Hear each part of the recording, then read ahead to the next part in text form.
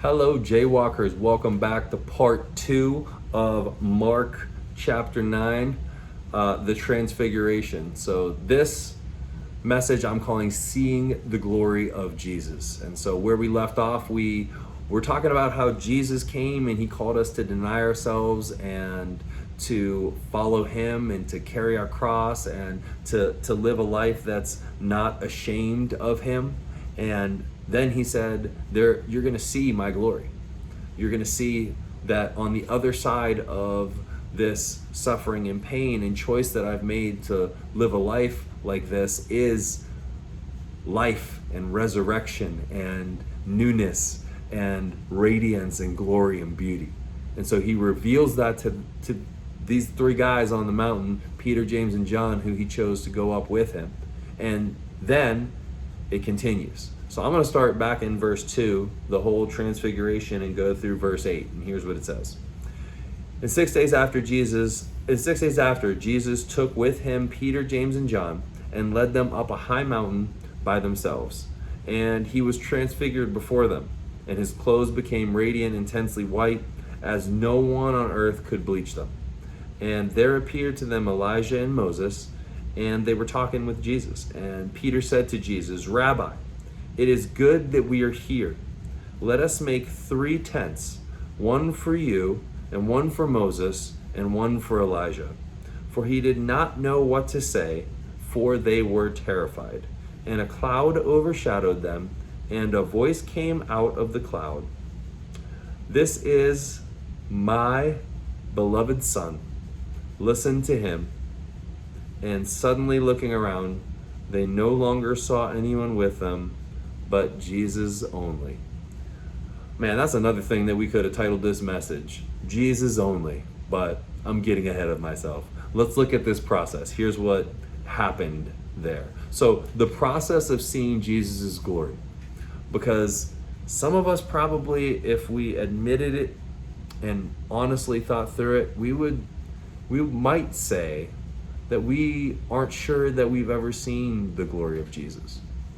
We're not sure that we've ever really been just awestruck by the beauty, terrified by the power and the glory and the might. Jesus is God. But when we see him as a man.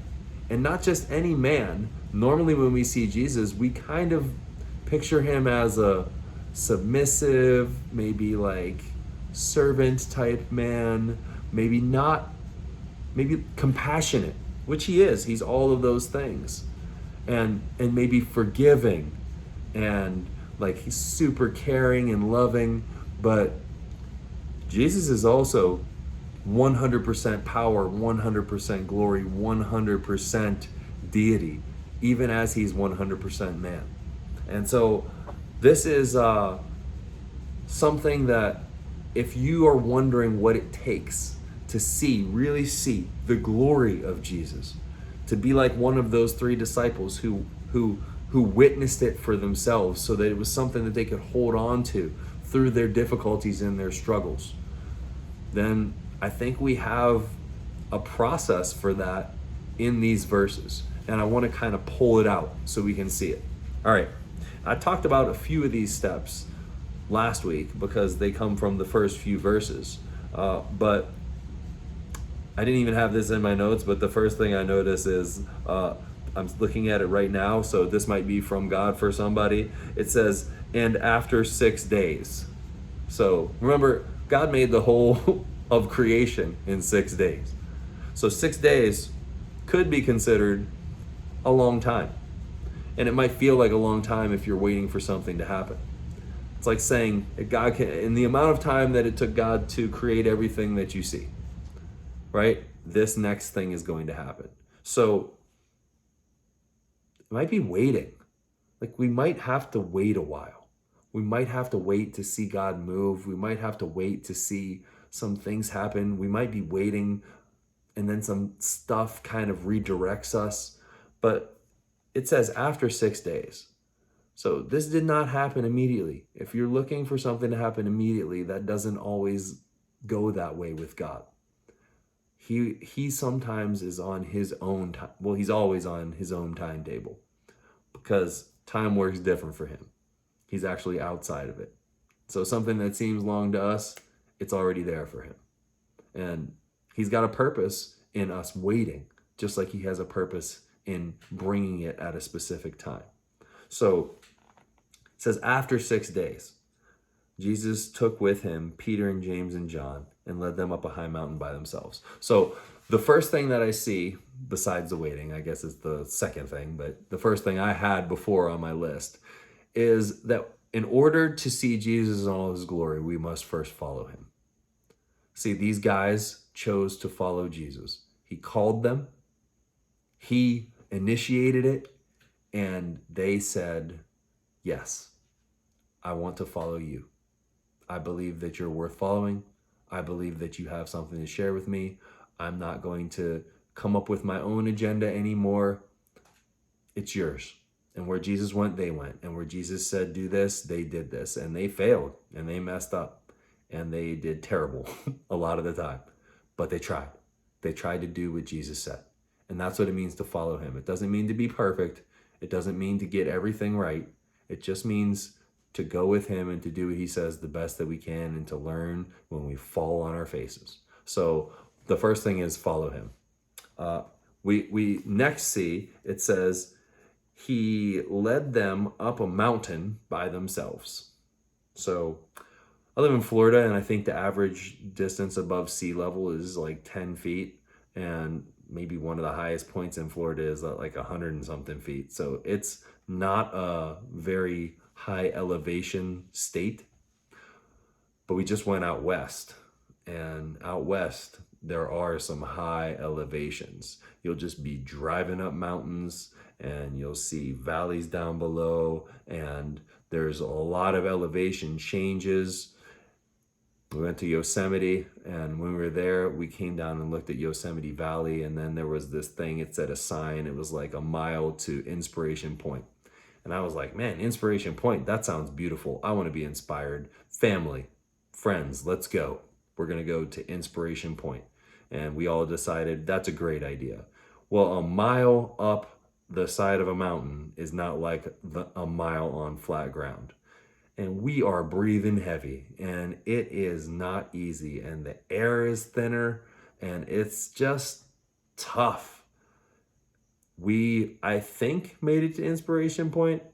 If not, I was inspired by the place that we did make it to because it was beautiful views. And my point is, climbing a mountain is not an easy thing. And this says that he led them up a high mountain. So the air was thinner. It was tough to get there. They probably wanted to quit. Their legs were burning, right? To get to this high mountain, when you start to follow Jesus, sometimes he brings you up a mountain. And in order to see the glory of Jesus, you got to put in the work to climb that mountain. What does that mean? What does that look like? It means that you talk to him. It means that you pray. It means that you study his word. If you want to see the glory of Jesus, you got to climb a mountain with him. And then it says, by themselves. This is not the place that everyone's going. Even all the disciples didn't go. Definitely all the people who were casual followers of Jesus didn't go. Definitely none of the non-believers or people who weren't following him went. So, there were a lot of people taking pictures in Yosemite at the bottom by the valley, but when you start climbing the mountain, you see fewer and fewer people the further up you go. And there's something to that. See, because Jesus, it's not easy to climb the mountain, and he wants to take you there. And it's a personal thing. It's by themselves. It's by yourself. It's you and him time. It's Jesus and you time. So the next step or in the process of seeing the glory of Jesus, step 1 was to follow him. Step 2 is to climb that mountain with him by yourself. And I think that happens daily. I mean, we talk about these things all the time. They're the same things, but they're hard to do and they take work. So worth noting. And then it says, and he was transfigured before them. So they climb the mountain and then they see Jesus for who he really is. See, when you start to get alone with Jesus in that place that you had to work to get to, then you can start to see him for his glory. You'll start to see him for his beauty. You'll start to see how powerful he really is, how wonderful he really is.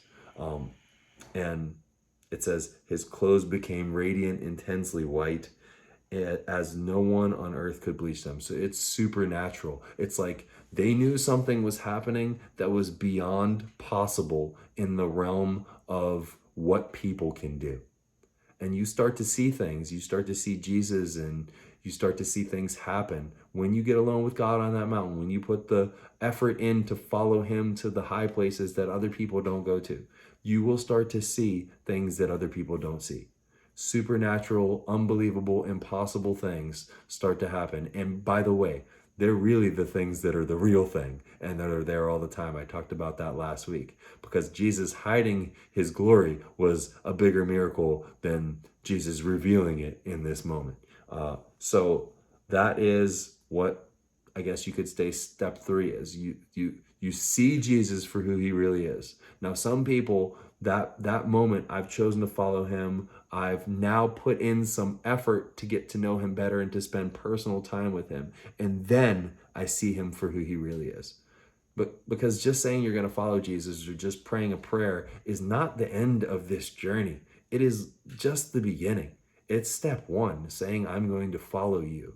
And then you start to climb. And the climb's hard and the climb's difficult, but the climb has a beautiful inspirational view.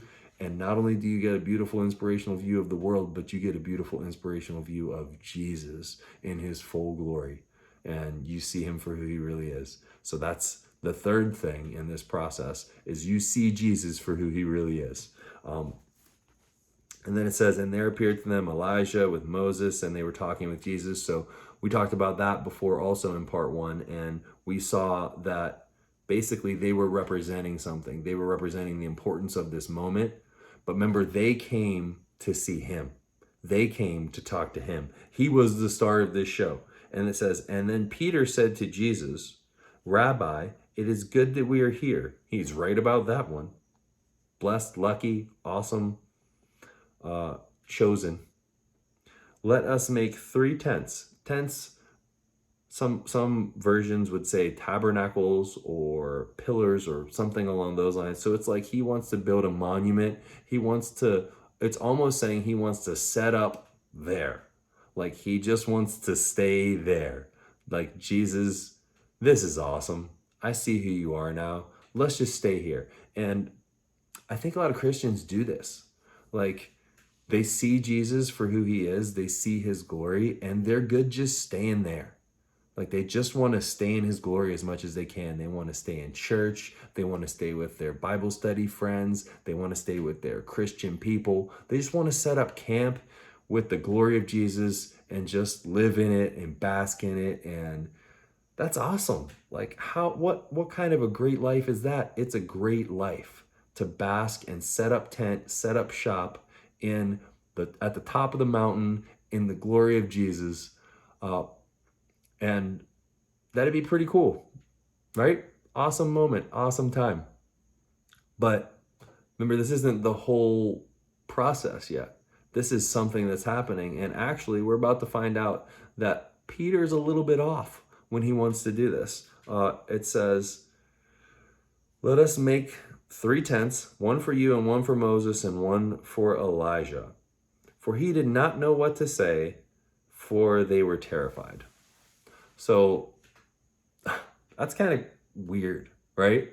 Terrified because of the glory of God.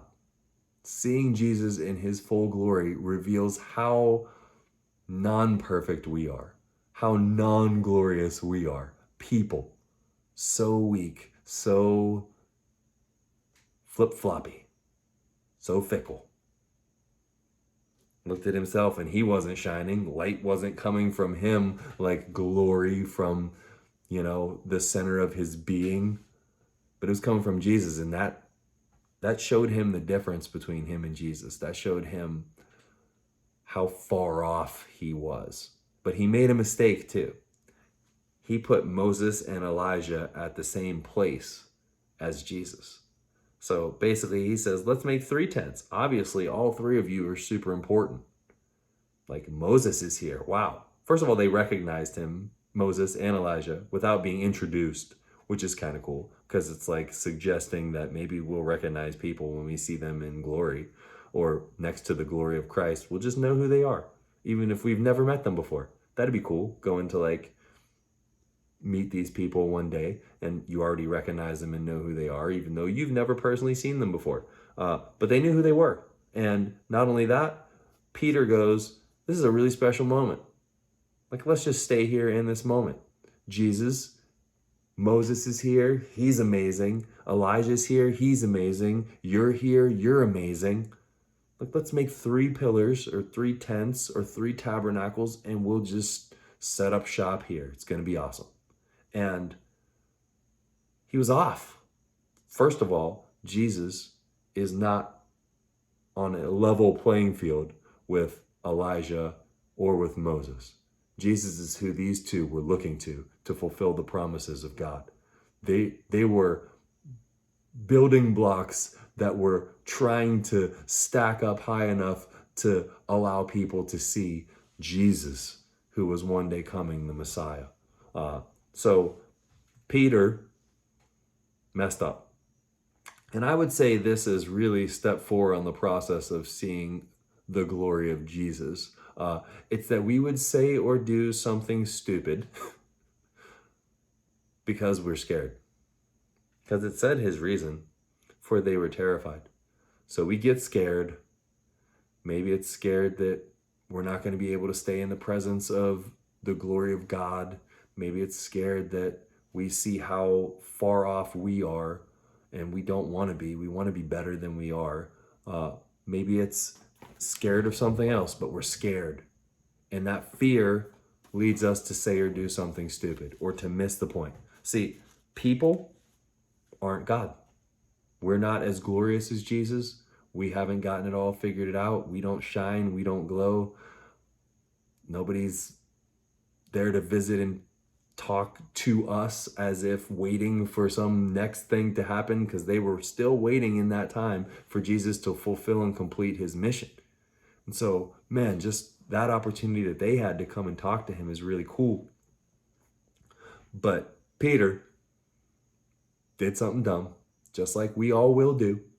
Once we choose to follow him, it doesn't mean that everything's perfect. We start to climb, we see his glory, we mess up, we fall, we fail, we miss the point. And Peter missed the point, just like you will, just like I will. It's going to happen, right? But when that happens, what does God do next? Does he say, terrible, go back down the mountain, get out of here, you don't deserve my presence? He could do that, because they don't, right? Does he take everything away and put the veil back up? Like, what does God do next? Let's see, because it's beautiful. It says, and a cloud overshadowed them. Pause. This cloud thing I've seen before. Like, God often, we could do a study, I think it's at least 10 times in the Bible where God shows up in a cloud. I mean, he shows up as a cloud, a pillar of cloud by day, as they're going through the wilderness. After he took them through the Red Sea, when Moses goes up the mountain, he's a cloud on the top of the mountain. We see over and over again a cloud. And in this moment, New Testament moment, a cloud overshadowed them. So you could take that as like darkness coming, but it's not. It's the cloud of the presence of God. So the presence of God literally shows up in their mess up, in their mistake, and that's what he does.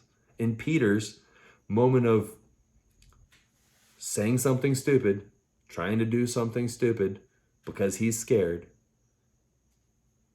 a cloud overshadowed them. It's almost like it covered them. Maybe that's a better way to say it. God covered them. God covered them.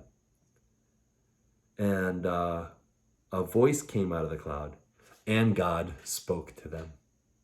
So what does God do when we mess up? He covers us, and he speaks to us.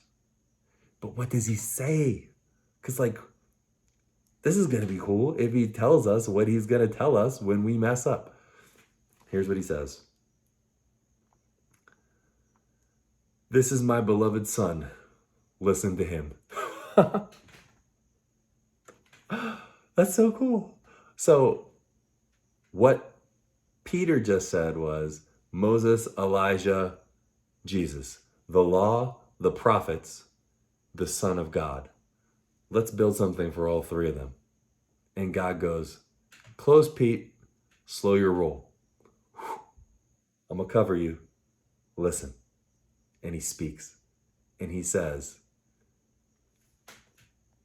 this is my beloved son. I can see him pointing at Jesus and the other two just looking at Jesus. They're like, it's this one. This is the one. Don't get confused. We're nothing. We're men like you. This one, Jesus, is the beloved Son of God. And then he says, listen to him. That's just the coolest thing ever to me. What do we do when we mess up? We listen to Jesus. What do we do when we put our foot in our mouth, when we do something and we think we got it and we're like, let's do this awesome thing, and it's wrong? Well, God's going to cover us. He's going to speak to us. And what he's going to tell us is listen to Jesus. Look to Jesus. And then it says, and suddenly looking around, they no longer saw anyone with them, but Jesus only. See, Jesus is enough. Jesus only. That's the only one they need. God covers and speaks, says, listen to Jesus, and then Jesus is the only one that's there, as if to say, all you need is me. All you need is to listen to me. All you need is relationship with me. The law, the prophets, the cloud that covers the voice of God, it's all me. It's all in me. I'm the only one you need. Listen to me. Look to me.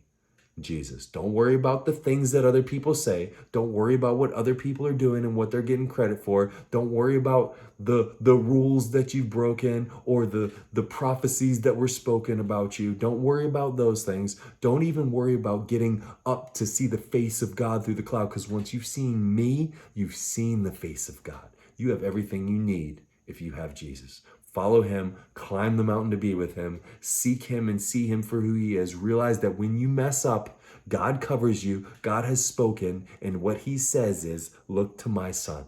He's enough, and then everything else is gone, and it's just Jesus. And he goes back down the mountain with them. Because you know what? His work with them is not done. It's not done. And your work is not done either. Don't set up a tabernacle on the mountain to be in the glory and the presence of God and make other things shrines too, where we're worshiping Jesus, but we're also worshiping our family, and we're also worshiping our job, and we're also worshiping ourselves. The fact that we're up there too.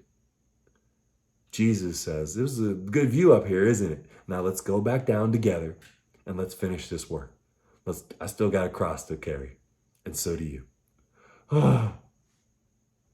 Makes me want to cry. It's so beautiful. The Transfiguration is a vision of the glory of Jesus and how we see it and what we do when we see it and what God has done to overcome everything that we've messed up. So I hope you learned something today. Remember, this whole thing starts with choosing to follow him. So if you've never done that, you're never going to see his glory. But if you want to do that, you can do it right now. Let's pray together if that's you. Say, dear Jesus, thank you. I want to see your glory. God, I choose to follow you today. I know that you gave me the ability to do that by what you came back down that mountain to finish. You died on a cross for the sins of the world and for my sins, and I have plenty. But today I turn from those things, I leave them behind, and I turn to you, and I will go where you say. God, if you want me to climb a mountain, even though it's going to be tough, I'll climb it for you. I'll climb it with you because I want to see you in your glory. God, I know that even if I make this choice today, I'm still going to mess up. I'm still going to make mistakes, but I believe that you cover me. Jesus is enough to cover me. And that when you speak, God, what you say is look to my son and listen to him. So I choose to do that today. I'm going to need some help because I'm pretty dumb sometimes, but I believe that you're enough to help me. Thank you for getting rid of all the noise in my life and just helping me to see Jesus. I pray that you would lead me with your spirit, Jesus, and that you would help me when I am having a tough time. I just love you and I thank you. I give you my life. I make you my Lord and Savior today. This in Jesus' name I pray. Amen. Well, ladies and gentlemen, I hope you enjoyed this because I had a lot of fun with this one. But we'll keep going in the book of Mark next week, and we're also going to continue to study more things. We're into week 2 now of our discipleship time. So if you'd like to be a part of that, you don't have to come last week. If you missed the message from last week, check it out. But I'd love to see you on Tuesday night at our next meeting together. We're going to be doing it at 6 p.m. Eastern Standard Time, whatever time that is all around the world. It changes. It's crazy, I know. But I'd love to see you there. Talk to you later, Jaywalkers. Love you. Bye.